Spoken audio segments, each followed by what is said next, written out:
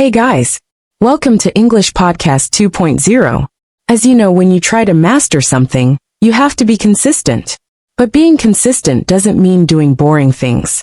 Being consistent means just doing something every single day for at least 15 minutes. Are you all ready for this? I'm Emma, your CELTA certified English language tutor, certified by the University of Cambridge, the UK. And before beginning, please subscribe the channel so that you can get all the lessons that I post for you on this channel. Please like the video and share it with your friends too. Now coming back to today's lesson, 15 minutes powerful speaking exercise. Today, we're going to explore a 15-minute daily English language routine that can help you with your language and also make your life more exciting because language equals life. It's not as boring as a textbook. It is your life. So if you're interested in making learning English more fun and making your life more fun, watch this video up to the very end. I have prepared a plan for you that is going to help you improve your vocabulary, reading skills, writing skills, listening skills, and grammar. Let's dive in. This is a weekly plan, so you will do something different every day, but we're starting with day 0. And this is when you set a goal for yourself. Now the problem is a lot of our goals are always connected with external factors. I want my teacher to be happy with me. I want to score 100 on TOEFL. These motivations are external because they depend on what other people or test makers think about your English. I want you to focus on something internal. I want to be happy with the way I sound with my new accent. I want to be able to understand my favorite movie in English. I want to be able to start blogging in English. I want to be able to create a resume on LinkedIn in English and start reaching out to potential clients.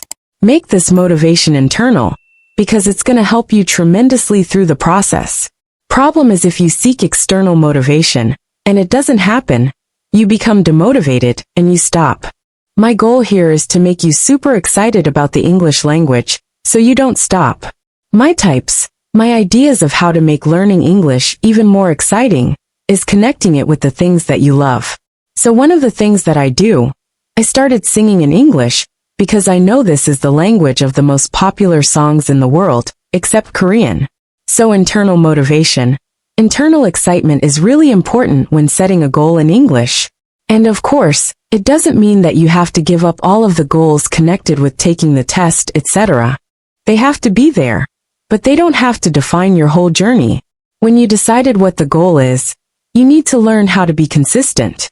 One thing that really helps me stay consistent is a habit tracker. And habit tracker is basically a tracker that looks like this, where you create a set of activities for yourself that I'm going to mention in this video. And then every day or every week, you mark whether you've done them or not. This tracker would visually represent how much time you're spending on what, and I would recommend starting with something that is less exciting for you. Like if you're struggling with grammar, but you're really passionate about learning American accent, still start with your grammar. Because when you start, you have the most energy. And it makes sense to start with things that are harder. I don't want to sound arrogant, but I think I've created beautiful trackers that I use that other people and thousands of students use. They are weekly, monthly, and yearly. And I was amazed how they help you form a habit, so you don't have to force yourself to learn English, but you just do it automatically. Now you're all set with your goals. You have your habit trackers. It's time to create your study plan. And please remember that every study plan is individual and unique. I'm suggesting a framework here, and please feel free to adjust it. Monday is our vocabulary day. And please remember that it's a 15-minute daily English language routine. So nothing that makes you depressed. We're doing light, exciting exercises. And after those 15 minutes, if you feel like you want to continue, then go ahead. Nothing is stopping you. And sometimes you will end up spending a couple of hours learning English. That's perfect. But 15 minutes a day is something you have to do. I want you to start your week with vocabulary, because this way, you would be able to practice the words that you've learned in other days of the week, doing different exercises in different aspects of English. I would recommend not more than 5 words a day. And I would recommend focusing on phrasal verbs, just because it is easier to learn them. Phrasal verb is when you have a verb, and then you add different prepositions, and the meaning changes completely. We've actually created graphs that make these more visual, and they are in my workbook. And this workbook comes with a couple of classes where I explain how to use it. And it has everything that you need for this 15-minute daily practice. Not only am I learning new vocabulary, I'm also learning negotiation skills and all things connected with the legal system in the US, so highly recommend it. But this TV show is more advanced. If you're intermediate, upper intermediate, I would choose something that is easier to understand. For example, Gossip Girl. Oh my God. I love it. Fashion New York, high-end society. And I personally selected 60 phrases that I've learned watching TV shows like Gossip Girl, Stranger Things, Emily in Paris. Those are all suitable for intermediate/upper intermediate. Another thing that you can do for your listening, and this is actually like, if you ask me, Marina, what is your favorite exercises in English of all? I would say this. And I did this exercise for the first time when I traveled to the UK to learn English. It was in Mulberry College. They printed out lyrics of some songs, but some words were missing. And then they switched on the song, and we had to fill in the gaps. Oh my God. I love this exercise so much. Just because you're listening to an amazing song, and you're also learning new vocabulary, and you're also listening to a new accent. And because that was Great Britain, they switched on a song with a British accent. I really liked it. So we decided to recreate something like this, an experience for you again in my workbook. You're gonna find lyrics to my and Vanya's songs. We both sang. Vanya is much more professional. I just started singing. But I think it's such a cool thing to hear us sing, can also go through the lyrics, and fill in the missing words. But of course you can do this with any other song. Wednesday is for reading. And here, my tip that I give to everyone who starts reading in English: read something that feels natural for your level of English. Because if you start with more advanced literature, you have to stop for every fifth word that you see. Oh my God. You're gonna be bored. You're gonna start hating the language. You're gonna start hating reading. Read Instagram captions. That's fine. That's totally fine if you want to read shorter text on Instagram. It is totally fine to want to subscribe to one of your favorite creators' Substacks or email list and read their emails. Some of the emails that I can recommend, I read Collins and Samir the Published Press. They are creators for creators. So they explore topics like become a creator on YouTube, become a creator on Instagram. I like subscribing to professionals here in Silicon Valley, like Lenny Rashetsky is a product manager, and I follow him on Substack as well. You know, read whatever you want, whatever excites you. It doesn't have to be a textbook. It doesn't have to be American classical literature. It's great if it is, but it doesn't matter if it's not. Now Thursday is for speaking and writing. The thing is, speaking and writing are kinda similar for our brain, because we are learning to express our thoughts in English. So choose whatever you want. I would do both.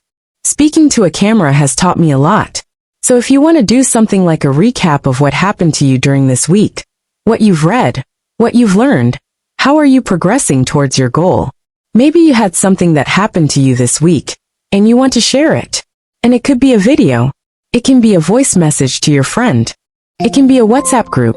Or another thing that you can do is journaling. Something that can really help with your mental health. And you can do different types of journaling. You can do the gratitude journaling.